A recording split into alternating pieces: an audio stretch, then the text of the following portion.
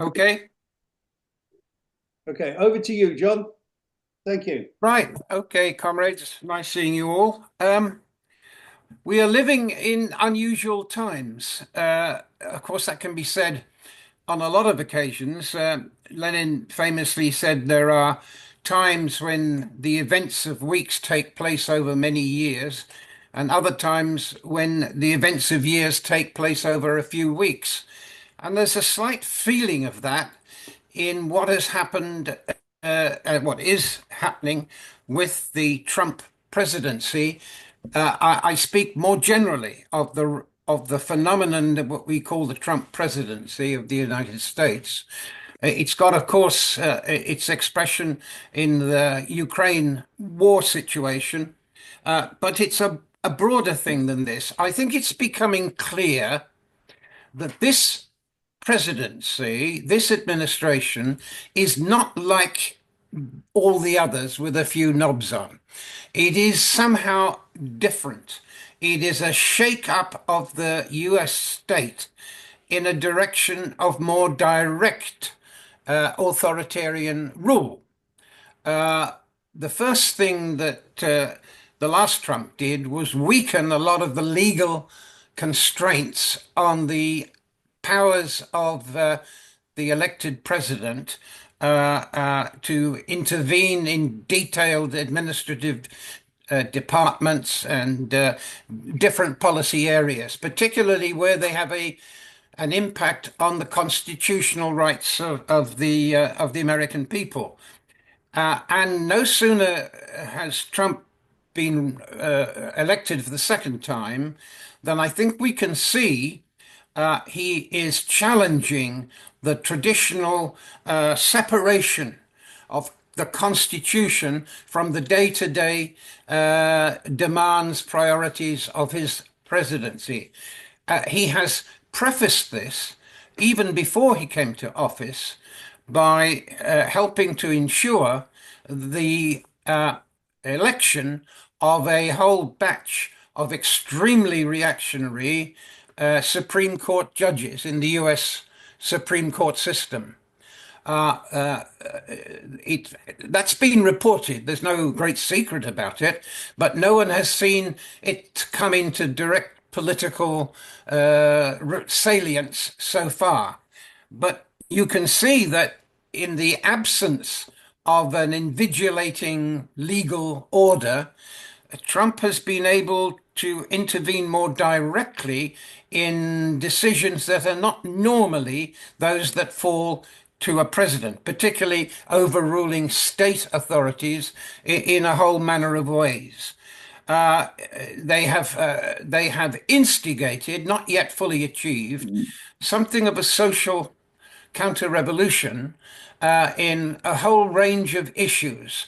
How democratic rights and the rights of racial minorities are to be spoken about. What are the limits that need to be enforced so that this liberal conspiracy, as the extreme right wing in the United States see it, is brought to a halt. That it's been weakening over the decades, undermining the effectiveness and the power of the US and specifically the US presidency. And this has, they say, contributed to the weakening of American power and influence throughout the world. This has been the Trumpite doctrine adopted with remarkably little opposition inside the conservative Republican Party.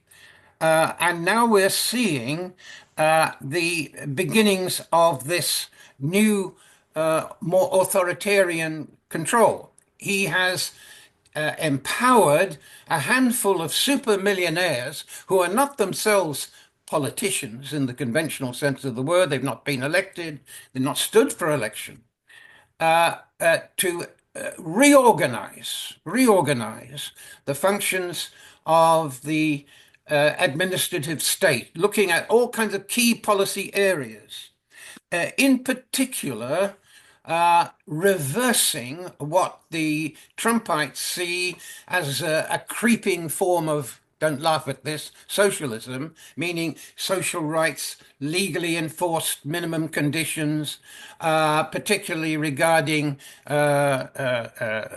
black rights, women's rights, etc.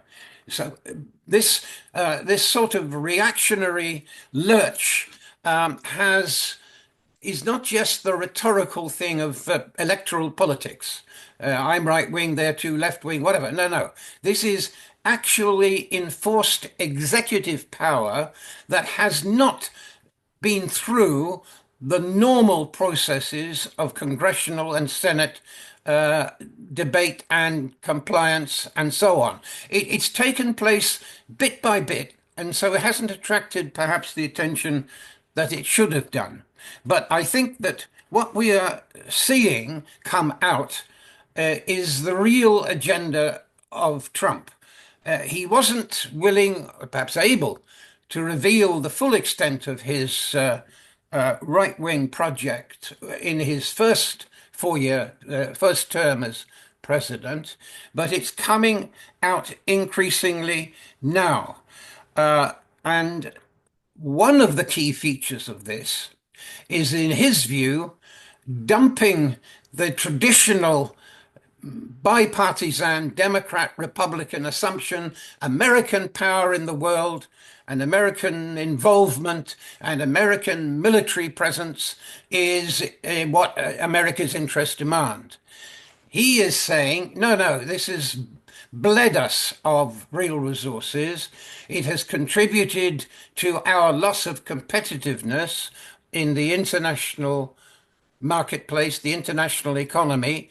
We are seeing the growth of dangerous powers that are not under our influence, foremost among them China, whom Trump seems to see the weakening or shackling, in some sense, of Chinese power and influence is a major priority of his second and no doubt last term, unless the Constitution changes before he leaves office, such to facilitate breaking the normal constitutional rule that you can't stand a third time.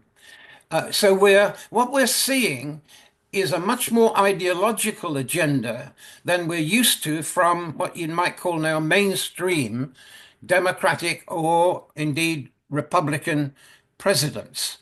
Now, the key immediate target that Trump has got is to stop the hemorrhaging of money, which he believes brings no benefit to US capital, in underwriting the military security rights and protections for America and its allies in Europe and indeed in throughout the world. He's saying this has been a big rip-off of the American taxpayer, a big rip-off from the American economy to ladle out money to compliant agents or agents of influence running our running allied countries. So he's given notice that this cutback, this abrupt change of direction, applies to the role of the United States in NATO. Now, it's at this point that other European bourgeois governments started to take notice. They didn't realize quite what was going on.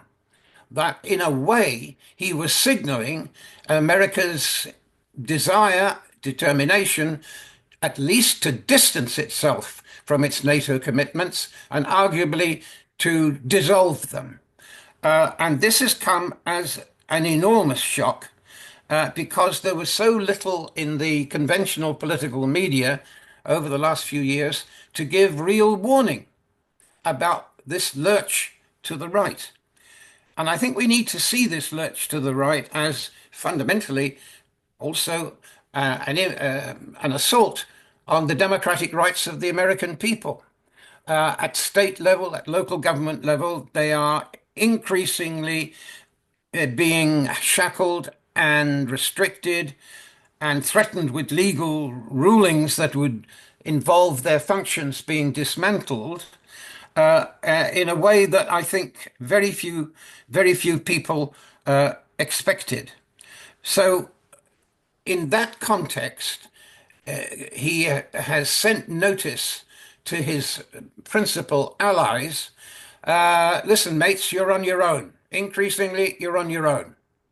And you in Europe, if you want your military defense, you're not going to get it from us. We're not paying for it, at least.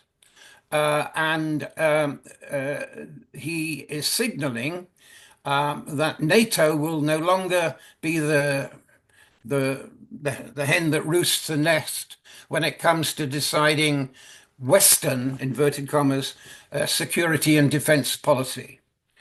Uh, this is a this is, I say, is part of a much more radical right-wing president than most people have fully realized. He has, as we know, a mass movement in his support. We also know, by the way, that as a potential authoritarian ruler, he does have a certain mob element, a street element in reserve. What they used to call the Sturmabteilung in Germany, who became the fascist Nazi street gangs. They weren't armed part of the state initially at all. They were a private property or privilege of the emerging dictator, the Führer. But such people do exist in America. We saw them mobilized in the assault on the Capitol building when Trump lost the first term of his presidency, he was not re-elected. So he learned what he would regard as a bitter lesson of that, and that now he needs built-in safeguards of a legal, constitutional, and if necessary, street power basis. Not that anything is going to change theatrically or dramatically, but this is a president with a different power base to even other Republican, let alone Democrat, or let alone Republican presidents. So he is saying, for us, Ukraine is not a big issue, not a big issue.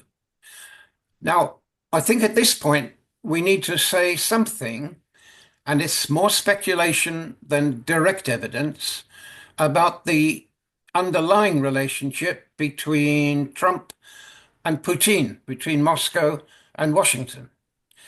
There is no doubt that Trump has signaled he wants an agreed condominium shared by two emperors together, sorting out peaceably the division of the spoils, as it were. And he's long believed that, apparently. He has done business in Russia, apparently very successfully, as part of his own empire building before he came to prominence, as a would-be elected president of the United States. He knows many people in Moscow. There are those, I have no evidence to say they're right, no evidence at all, but there are those who say that the Putin regime has information about Trump. They have potentially embarrassing disclosures from his own personal behavior and involvement in business and politics in Russia itself, going back over some years. I'm told that revelations about this are always about to be published in some of the American newspapers, and there have been bits of it, but nothing as yet very substantial. But he has made it clear that he and Putin can sit down and sort things out. And everybody else will have to adjust. Uh, so I think this is what we're seeing. Um, Now, how this will play in terms of the war in the Ukraine itself is very unclear. But the signal is if the Ukrainians are not compliant in a settlement that essentially gives the Russians what they want without having to continue the war, there can be a settlement. And he will promote this, is promoting this as a great peacemaking initiative. It's too soon to say whether, as the conditions worsen in Ukraine economically, I mean, a large part of the economy is now completely fossilized because of the war conditions.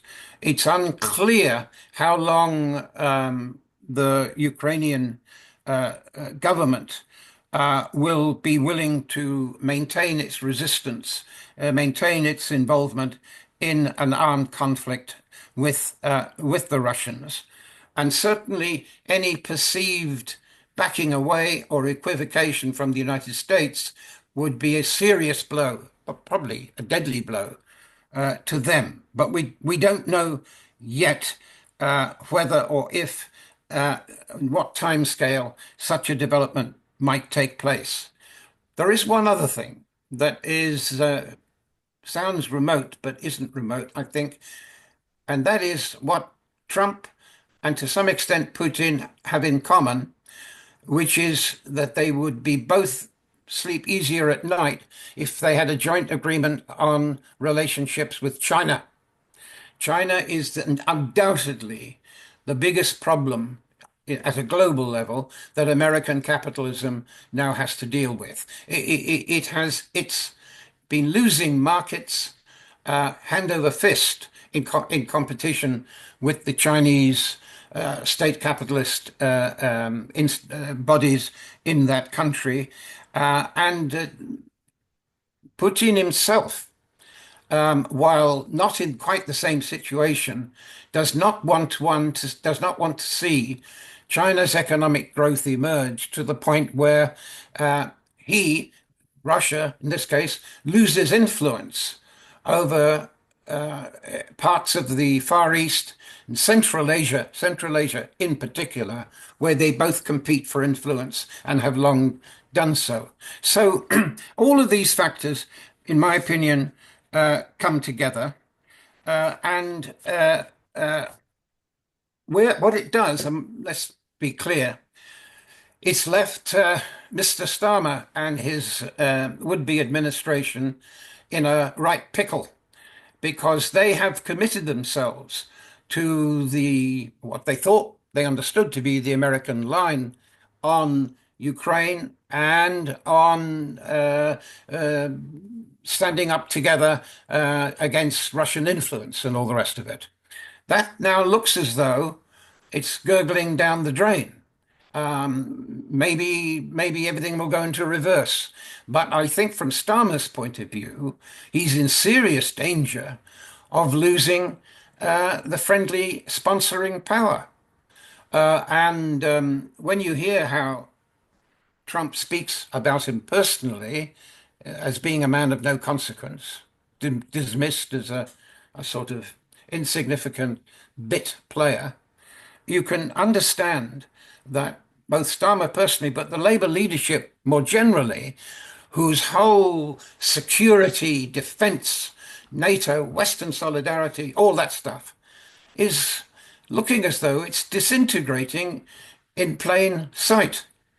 Now, the disintegration may not go to extremes, but it's already reached the point where NATO can no longer be sure, and that's the primary agency that the Americans and the British invented after 1945 to coordinate Western defense and security policy. It's no longer clear that the Americans are really interested in this, at least to the same extent. Certainly, they're not going to finance it to the same extent. That is why now, on top of an austerity horizon for the Labour government, suddenly they're being told, oh, by the way, you're going to have to find more money, a great deal more money, to fund the necessary investment in defense and security, which hitherto was, for the most part, not entirely, for the most part, a side effect of American support. So Trump has now, and Reeves, God only knows what budget she's now going to come up with. The Reeves budget is next month, isn't it? Sometime is going to be one of renewed austerity, not the first stage in Labour's breakthrough to growth and social justice and prosperity. They're already working out where further cuts now will probably have to come. And that's going to be on a larger scale than we might have expected, because in addition, they're going to have to find more money for defense to fill the gap left by the Americans. So I don't have much optimism in what I'm saying, but I think it is the reality. And I think it is necessary for the left in its different manifestations at the moment, and that's a whole other subject, to come to terms with the fact that we are in a new situation. What are the alternatives? Maybe there is a case. I personally think there is a case on economic matters and on social matters for much closer work together with the rest of Europe. I think it's obvious common sense.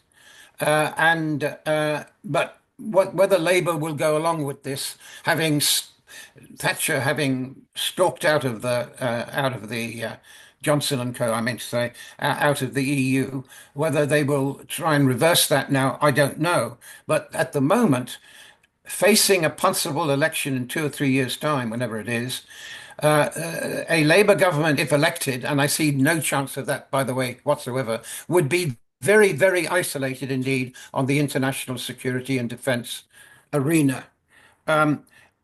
Just to conclude, because I think it's something that links with all our preoccupations about this Labour government on economics, on defence, security, you name it, promises that have been chucked in the waste bin.